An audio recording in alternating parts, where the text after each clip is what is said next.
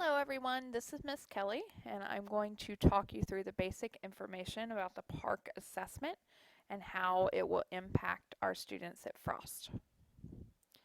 So what is the PARCC anyway? So PARCC stands for the Partnership of Assessment for Readiness for College and Careers. So you may have heard about the PARCC assessment maybe on the news or maybe in your social media feed. PARCC assessment is really tied to Common Core. So basically 19 states, which does include Maryland and DC, have worked together to create this computer-based assessment, and it's linked to the Common Core state standards. So basically Common Core is us teaching a different way, so we have to have a test that also tests in a different way. Right now those assessments are only in English language arts and in math. So currently, if you have students doing the HSAs in government or biology, that'll stay the same for now. So basically, what's the difference? Like, what makes this a different kind of test? So probably the biggest thing that I see as a difference are the new technology requirements. So all the testing will be done either on computers or iPads. In the past at Frost, we've taken primarily paper tests. Currently, DC is saying that we will not be able to use the iPads for PARCC testing. That may change in the future. So we'll just use computers for the DC testing. And then Maryland is giving us the option to do either or currently. Another big difference is there are more tests. So in the past, basically our 3rd and 8th graders have tested once a year for DC and Maryland, once in each content.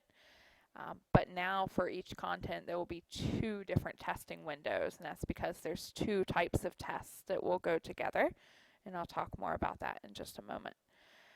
There are new types of questions, so instead of just being straight multiple choice where we bubble all the answers in on one big sheet full of circles, it's different. So there are different formats of the questions. There's some questions where you have to drag and drop your answer. There's still multiple choice questions, but some of those have more than one right answer, which is really different for our students. And then there are some writing prompts also. So who are we talking about and when are we talking about? So our first window, and the window means that Frost will pick specific dates out of this window to administer the test. And we're still deciding how much it'll overlap the Maryland and DC testing, but we're going to do what we can to, to make it best for our students and teachers. Excuse me. All right, so our first window is pretty much the whole month of March. So that's when we'll do the Maryland PARCC, the performance-based assessment for all Maryland 3rd and 8th graders. This will be, again, in language arts and in math. And then the high school students who will take it, the Maryland students are the ones who are in algebra this year and English 10 this year. Right overlapping a bit and a little bit behind that is the DC PARCC window for the performance-based assessment.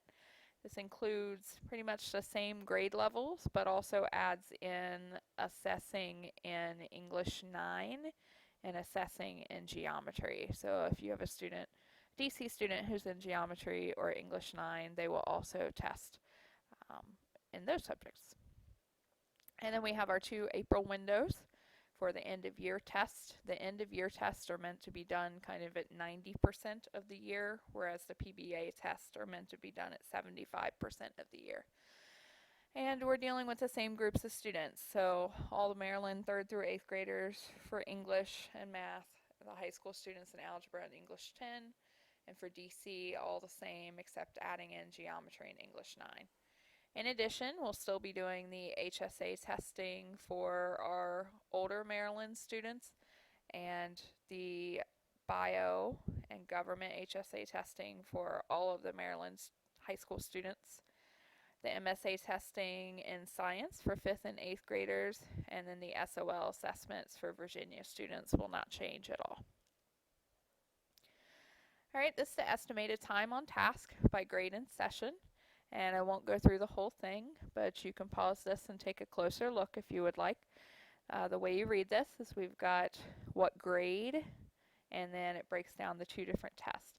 So the performance-based component, which again is supposed to be done around 75% of the year, that's this area. And then the end of year, which is meant to be done closer to the end of the year. The performance-based component are more of, it's called performance because they're performance task. So there's more writing involved on the English language arts. And for math, it's a little bit more complex problem solving. And the idea is that these would take longer to grade, pretty much through the PARCC system. So that's why they're given a little bit earlier in the year.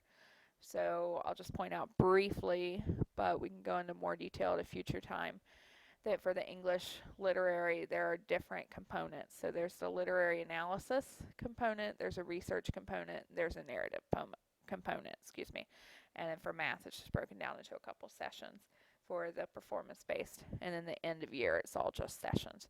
And then over here, you've got kind of the total amount of time that your student could potentially spend testing. Most of our students also get extended time, so the extended time would be honored on the test, so it might even be longer than this.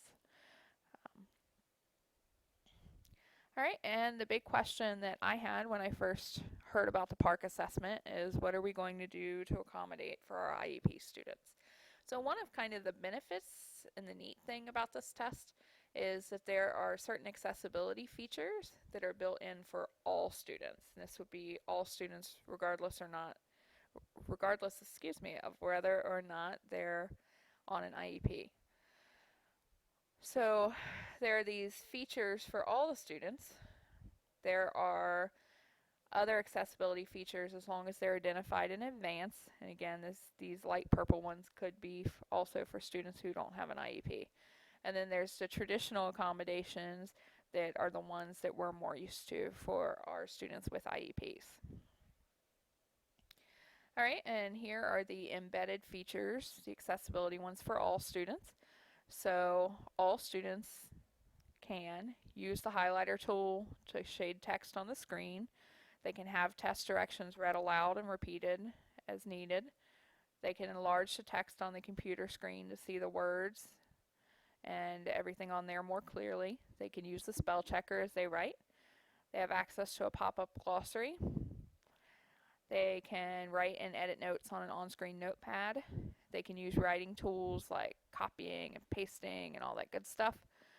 They can flag items they want to come back to later.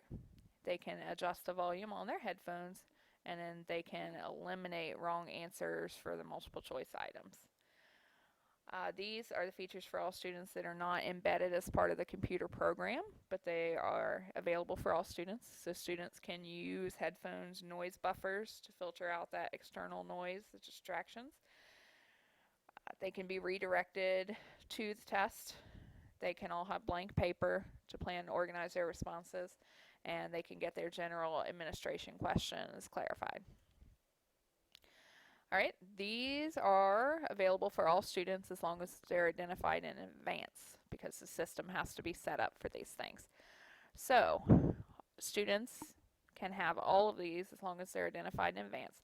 Masking, which lets you cover answer options.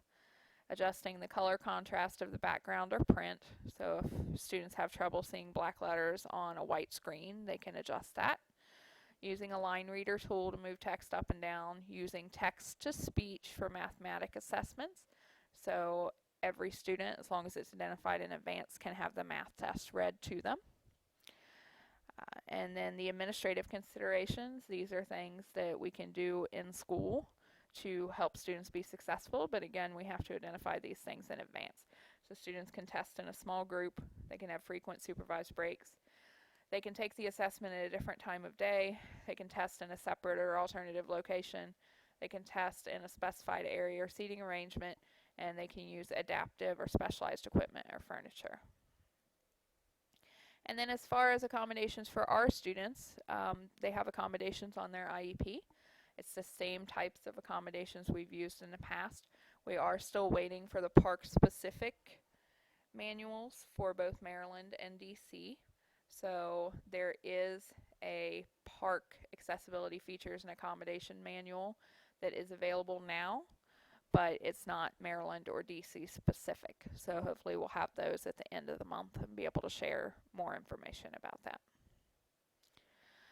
Alright, there are several practice tests online, and I will do a separate recording kind of talking you through a sample practice test that will be available soon. Currently, one of the downsides of the practice tests are they only have the performance-based assessment practice test for English, and then they only have the end of year practice test for math, and that's supposed to change. A lot of things are supposed to happen at the end of November, so that's supposed to be available later in the month. There's also a TestNav tutorial that kind of walks you through a lot of those accessibility features that I was talking about, like the answer masking or eliminating multiple choice. It is really interesting to see how the test is set up. So if you are interested, and you can take this tutorial, and we'll be having students take this in class. Some of them have already done it, so they can get more familiar with the system. What's interesting is they were a lot more comfortable with the system than some of our teachers because they're just used to this type of technology. So here are some of the features that the tutorial kind of walks you through. It goes through how to navigate through the toolbar. It goes through the accessibility options that I was just talking about, and it also shows the different item types.